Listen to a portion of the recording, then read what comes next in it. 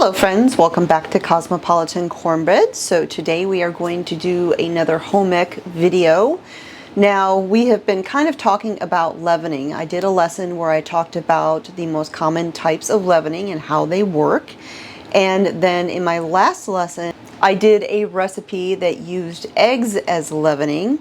However, that particular recipe was new to me and it was a complete flop.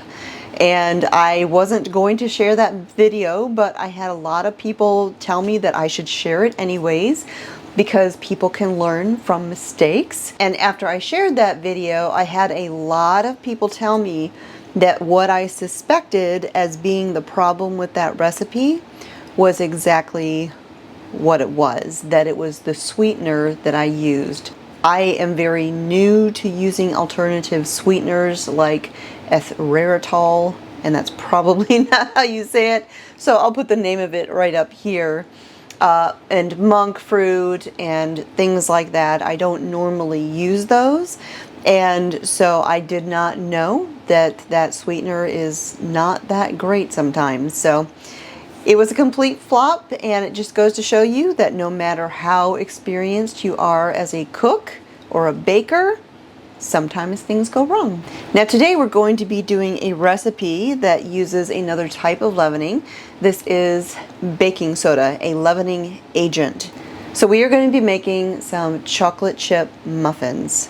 Now this recipe is a paleo recipe, which means that the flour it uses does not have any grains. The flour that I'm using today is a paleo baking flour that I was able to find at the grocery store. I was going to do a different recipe, but I needed a specific flour and I was not able to track that one down.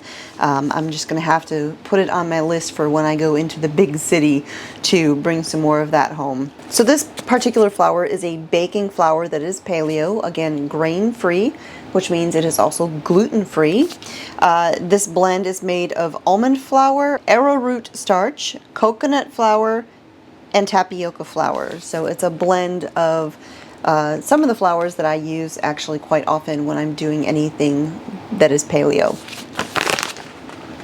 If you want to know more about paleo recipes, I do have an article on my website where I share exactly what paleo is and all of the dietary rules and benefits for that. So to begin, we always start with clean hands, clean work surface, and everything else.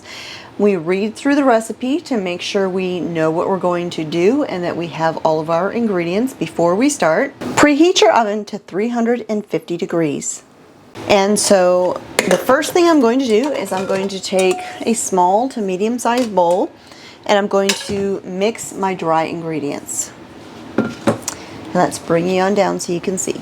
Now I need 3 3/4 cups of this flour, but this large 1 cup measuring cup is a little bit big to fit inside this bag, and so I'm just going to use the 1/2 cup, which simply means I would have to do a little bit more scooping and measuring.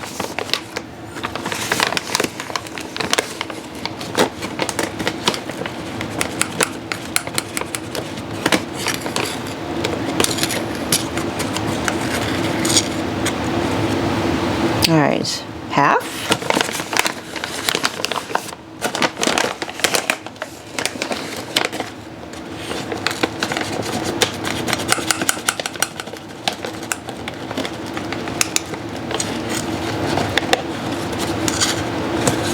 One cup.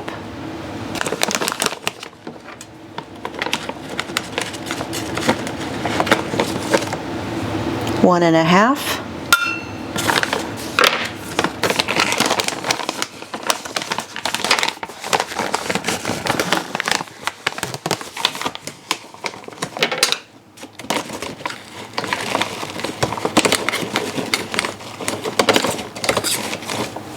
Two cups.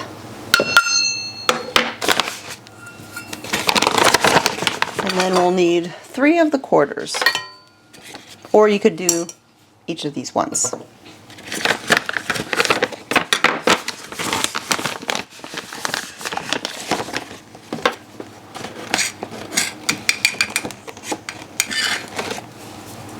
One.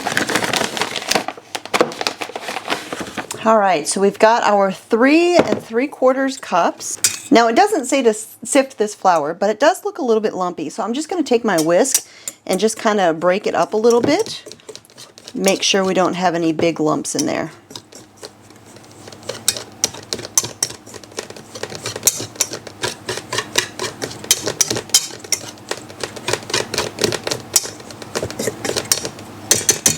Next, we're going to add a teaspoon of baking soda to our dry ingredients here.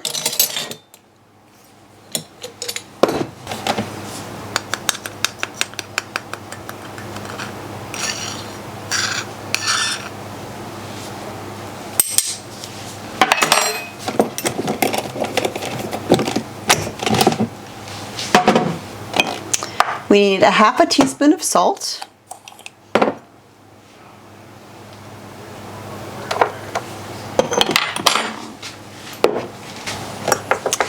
And then we're going to need a half a teaspoon of cinnamon.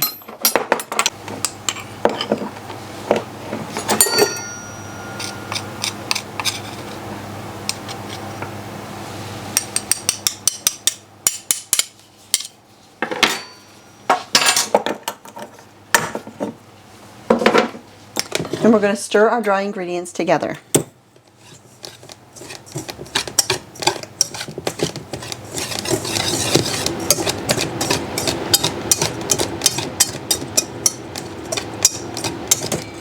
Okay, now we're going to set our dry ingredients aside for a little bit. And we're going to use our big bowl. So first, we're going to need 3 eggs. Now one of the things that I do is I always break my eggs into a separate dish from where I'm going to be putting all of the eggs. I do that one at a time for 2 reasons. First, if there's something wrong with that egg, I haven't just put a bad egg in with all of my other ingredients.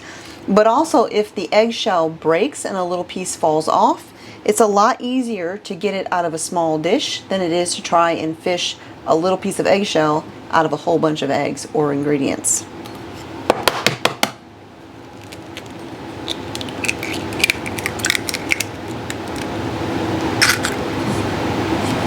One.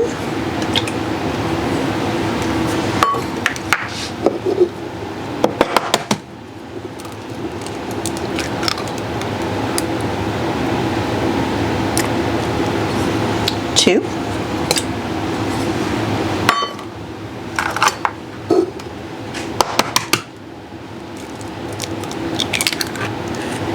And 3.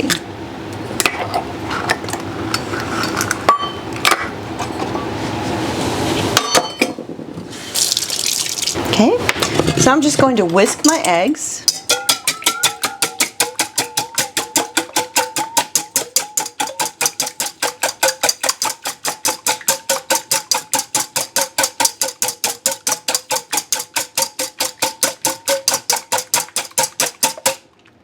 That'll work.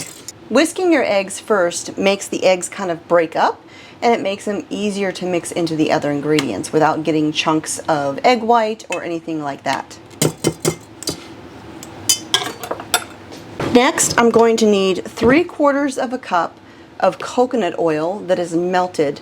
You can melt this 2 ways. You can measure out your 3/4 of a cup of coconut oil and put it into a skillet or a small pan and just warm it up on low, or you can pop it into the microwave. I'm just going to use a skillet because coconut oil melts very quickly. So I'm going to use a little spoonula. It's kind of a cross between a spoon and a spatula. I'm just going to scoop out a little bit at a time and put it into my measuring cup. And as you put it into your measuring cup, you want to press it down in there to make sure that there's no air pockets. Because if you've got air pockets, then you're not going to have a full measuring cup.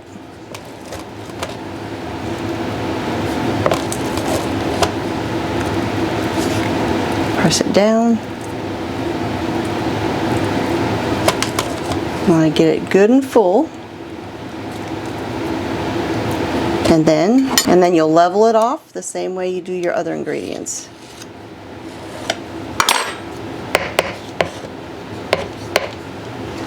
into the skillet.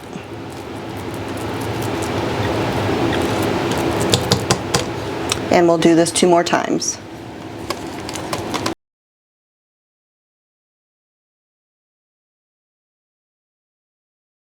And I'll turn this off as soon as it's just barely melted because we don't want our coconut oil to be hot when we mix it in with our other ingredients. You could also do this ahead of time before you start measuring everything else.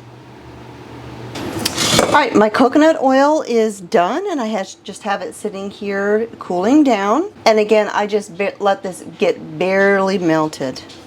So now we've got our eggs. We're going to add 3/4 of a cup of honey. My honey is beginning to crystallize a little bit, but that's quite all right. It'll still work just fine.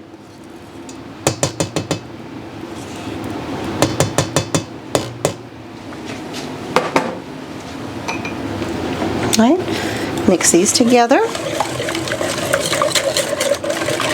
We're going to need 1/3 of a cup of water.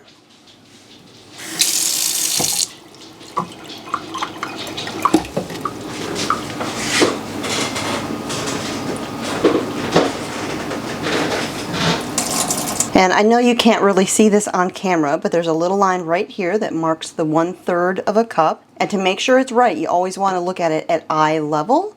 So I'm going to bend down and I'm going to look and I'm going to make sure that that water is hitting right at that line. We're going to add that in.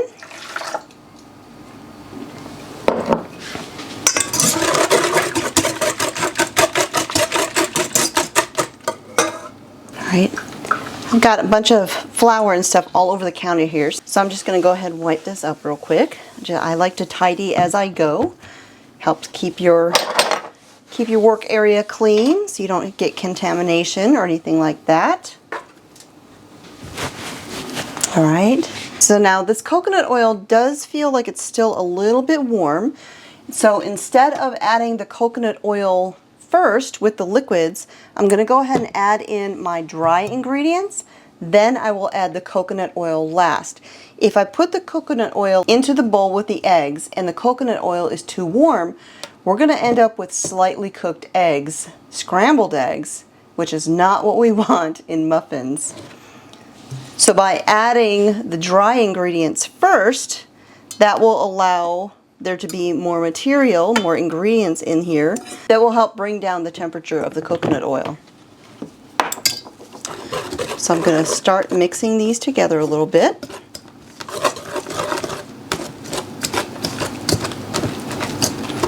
Okay, and now I'm going to go ahead and I'm going to add in the coconut oil.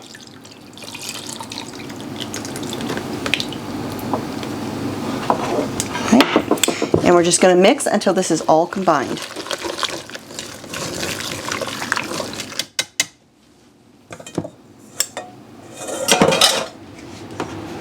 So now, the last thing I'm going to add is my chocolate chips. And these are a sugar-free chocolate chip variety. I'm going to add a 1/2 cup of chocolate chips.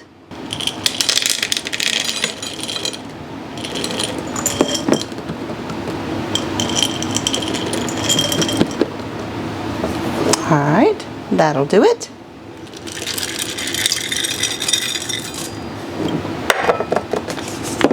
I always take the label from whatever it is I have in the jar when it comes to chocolate chips and just stick it right in there. That way I can remember what kind of chocolate chips these are. And now we're just going to stir these all together.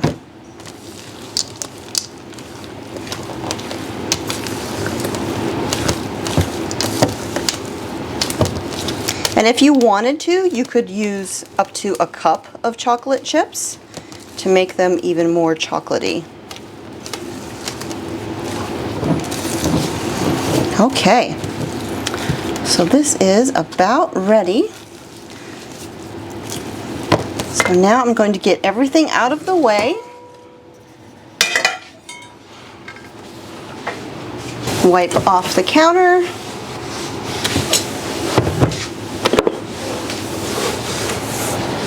Alright, so now I've got my muffin pan here, And we're going to line the cups with some papers, muffin papers.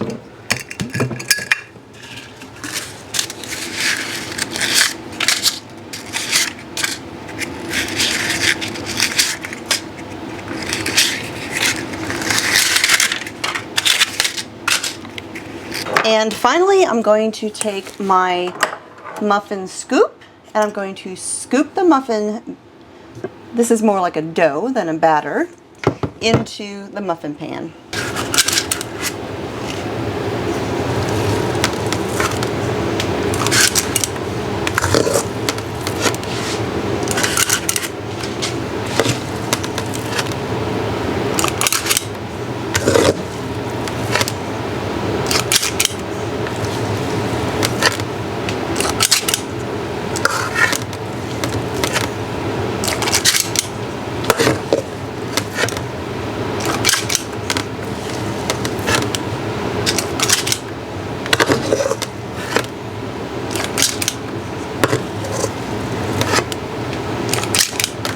All right. Now these are going to go into the oven for 20 to 25 minutes or until they test done with a toothpick. So you always want to set your timer for the shorter amount of time to check them, because you can always bake them longer, but you can't unbake them if they were already done. So we're going to set the timer for 20 minutes, then we'll check them and let them go a little bit longer if we need to. And while those are baking, we will wash up our dishes.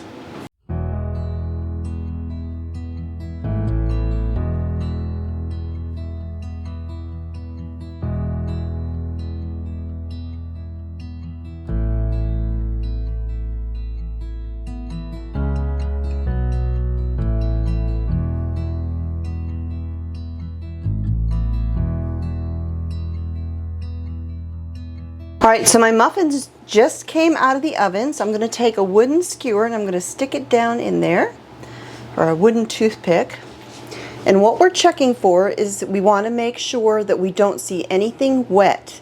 Now, steam and a couple crumbs will put moisture on the wood, but what we don't want to see is sticky, gooey, wet dough or batter clinging to this, because if we did, it would need to go back into the oven for a few more minutes. But these look like they are done. So now I'm going to take my muffins over here to a cooling rack. And I'm going to very carefully take them out and put them on my rack to cool.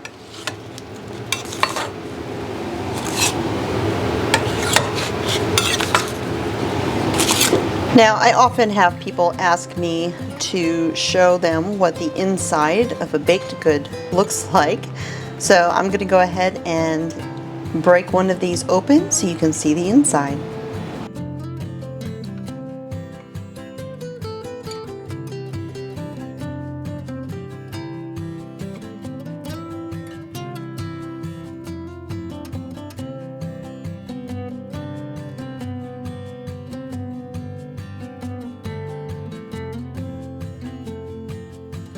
So there you go, gluten-free, low sugar chocolate chip muffins. If you would like to make this recipe, I will put a printable version of it on my website, and you can get a link to that in the video description down below. But if you would prefer to make a traditional chocolate chip muffin recipe with regular wheat flour and sugar, I have a great recipe for those on my website as well, called Coffee Shop Chocolate Chip Muffins. And I'll put a link down below for that recipe as well. So that is the lesson for today, using a leavening agent, baking soda. In the next lesson, I will be doing a yeast bread recipe, and I'll be walking you through that process. Thanks for joining me here again in the Homestead Kitchen. My name is Constance from Cosmopolitan Cornbread, and I'll talk to y'all next time.